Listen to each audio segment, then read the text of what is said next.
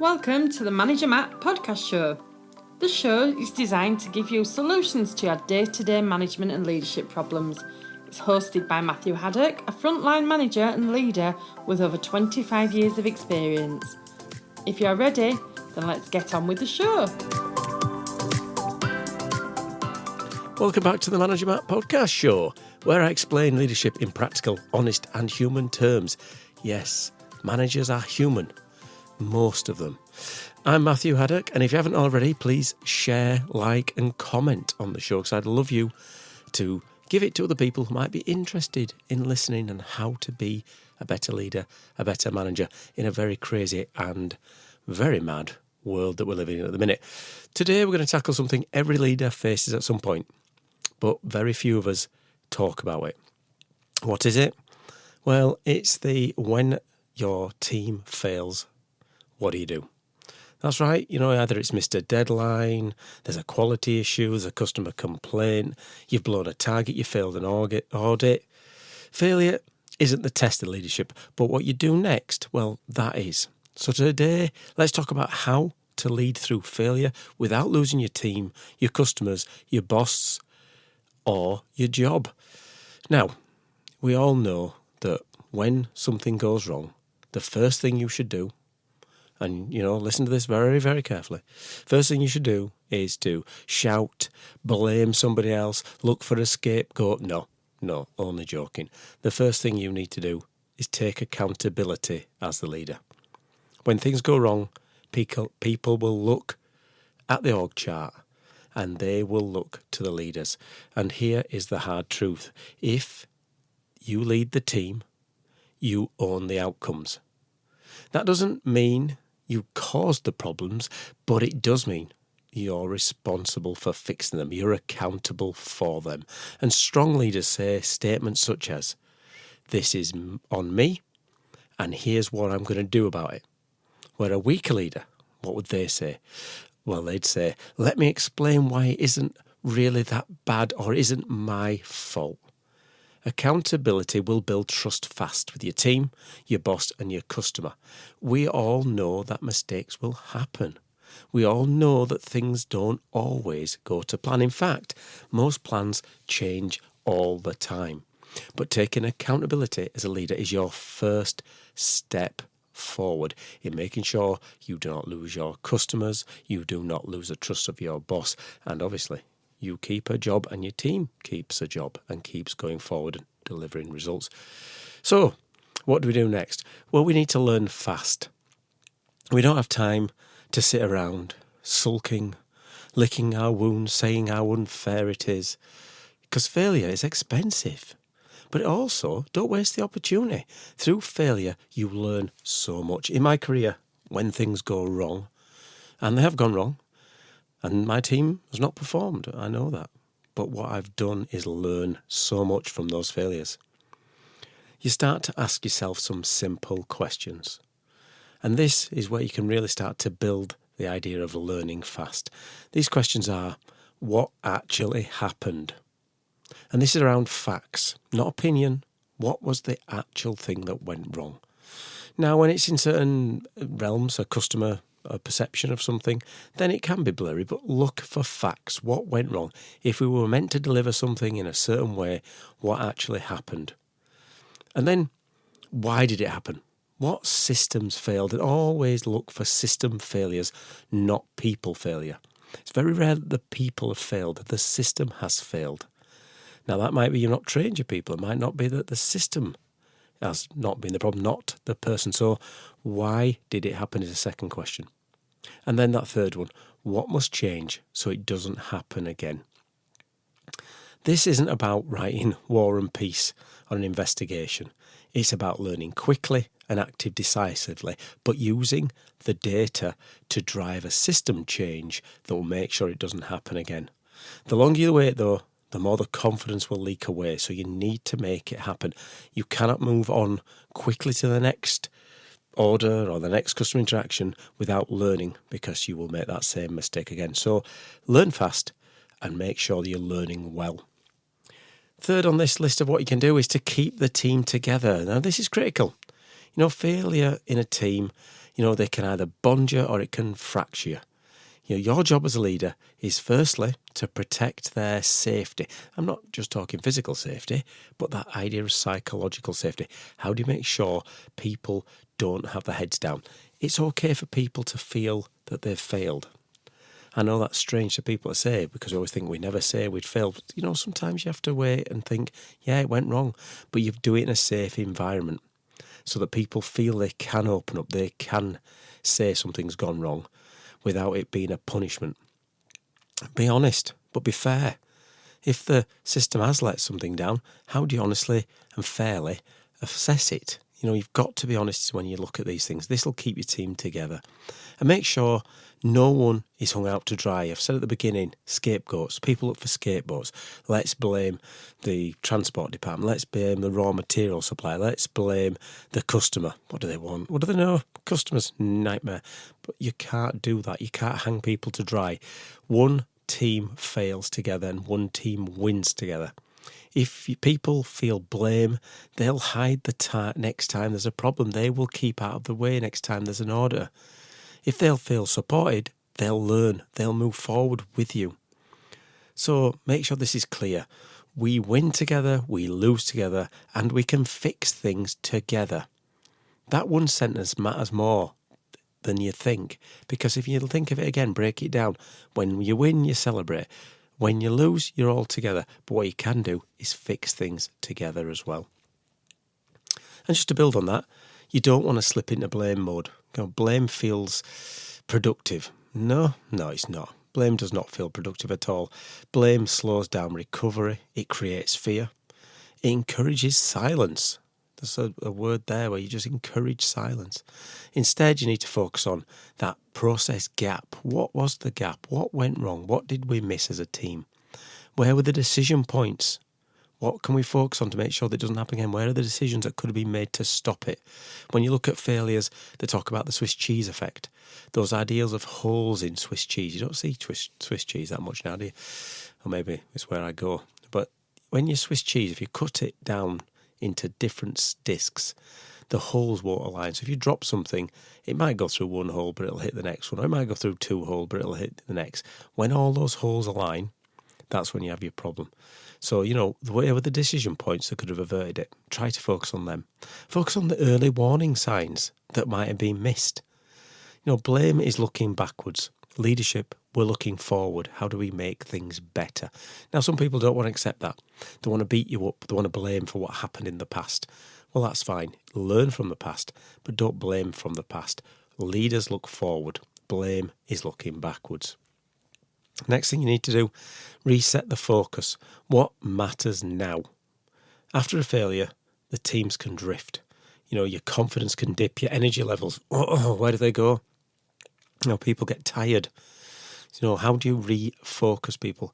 You must sort of re-anchor people's focus. Be crystal clear on what are the top 3 priorities you're going to learn and move forward. What does good look like? What does good look like this week? You can break it down into that so people know what that good's going to be.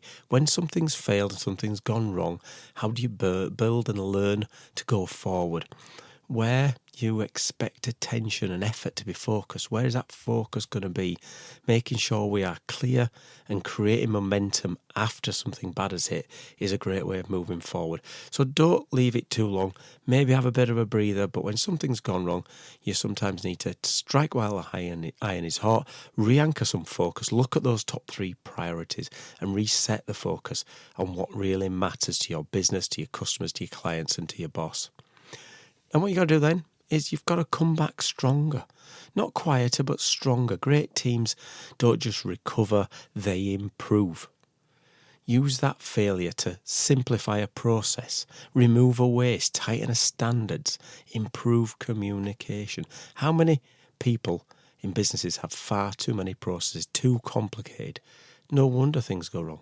How much waste is in that? How much waste is in the processes that you don't see? After a failure, you start to see the waste.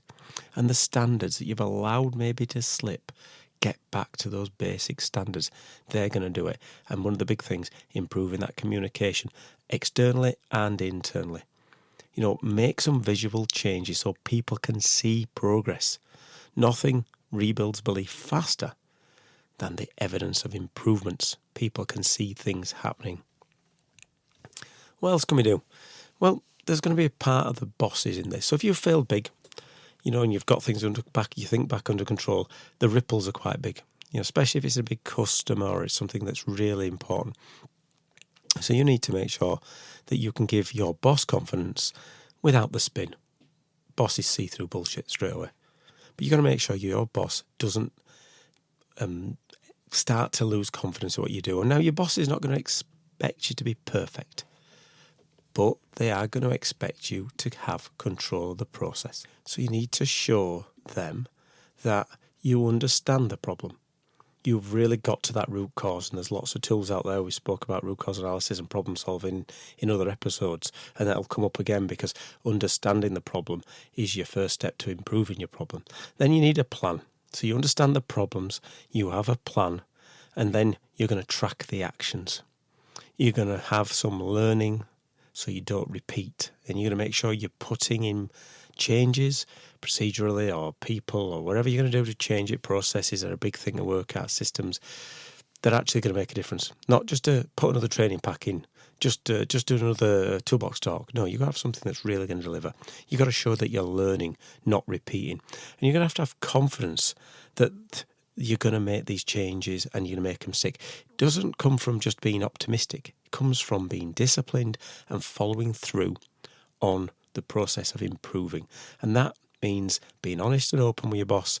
Tell them that you understand the problem. Show them your plan. Show them that you're tracking that plan, and show them how you and your team are learning to push forward.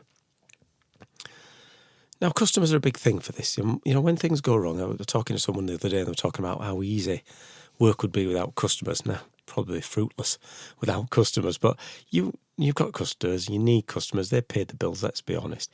But you've got to keep your customers with you. Customers can forgive mistakes, but they won't forgive silence or excuses. That's not what they want to see. They want you to tell them what went wrong, right up at the front, at the right level, tell them. Then you're going to say, what have you fixed, or what are you going to fix? What is going to be fixed? What are those changes that we spoke about earlier that you're planning to do? Why? They can trust you going forward. Why don't they go somewhere else? There's a lot of competition out there. You've got to say that you can build something with your customers going forward that will build that trust and make sure they understand what you've done and how you are going to make it different. And the goal isn't to sound flawless, because we know that you're not going to be, but it's to sound credible. It's handling it well is one thing. Failure, obviously, with the customer in mind, is not going to be great. But if you do it right and you build it right and you get to a root cause and you promise and put in the things that will make it better, then you're going to actually strengthen that customer's loyalty to you, because they know that you take it seriously. They know that you're going to get it back on track, and you know you're going to fix it, and you're going to fix it forever. And you need to sell the future, without downplaying the present, because you know what the present's like, and you know what's going to happen in the past, but you need to sell the future. This isn't a leadership balancing act. It's around not pretending the issues weren't seriously. It's not about over dramatising it in either way, but it's saying, this was a problem we had, we owned it, here's what we've already done, and here's how we're going to make it better for you in the future. People don't want to be just promised things. They want a proof that tomorrow will be different from yesterday.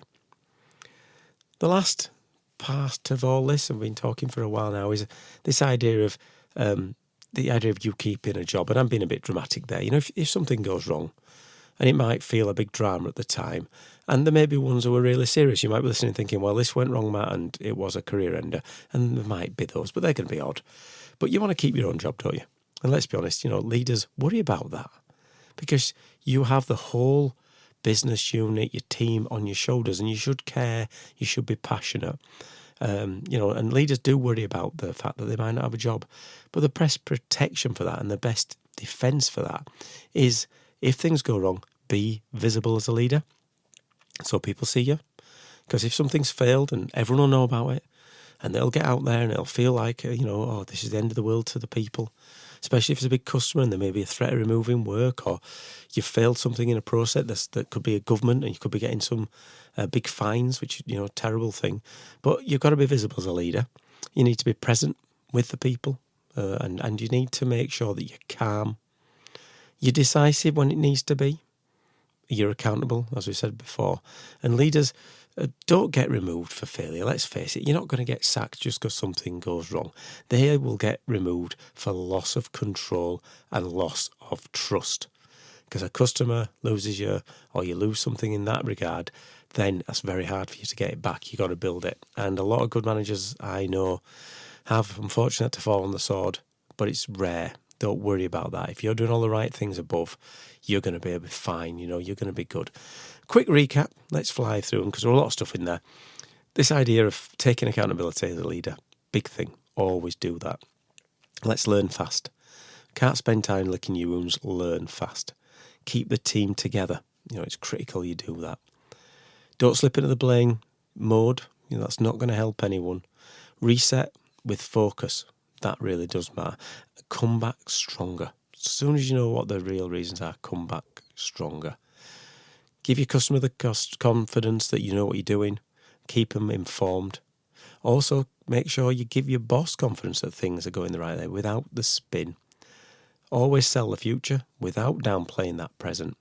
And make sure you are visible, present, calm and decisive as a leader. Failures will happen. Let's face it. They know they go wrong. We're all human. We all make mistakes. And in business and as a leader and in life.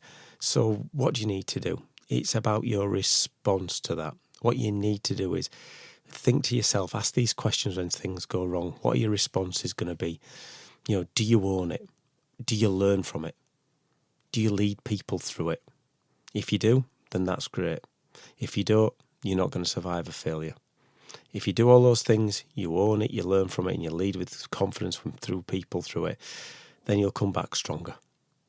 Well, I hope you did enjoy that episode. And if you do get a chance and you're feeling that way out, send us an email to managermattpodcast@gmail.com. Love to hear about new and old episodes or anything you've learned from this one, or just generally what's going on there. Or you can get to me, Matthew Haddock, at LinkedIn. And exactly that, just engage. LinkedIn works. Send us a message and see how things are going. Well, that's it for Manager Matt this week. Thank you so much for listening, and goodbye. Thank you so much for listening to this Manager Matt podcast. We hope you found it interesting, helpful and actionable. One last thing, please leave a quick review on iTunes or with your podcast provider, as it helps to spread the word of Manager Matt. If you haven't already done so, please subscribe to the podcast. And if you did like anything in particular, send an email to managermattpodcast@gmail.com or visit managermatt.co.uk for more content. Feedback is a gift, so let's keep giving. See you next week.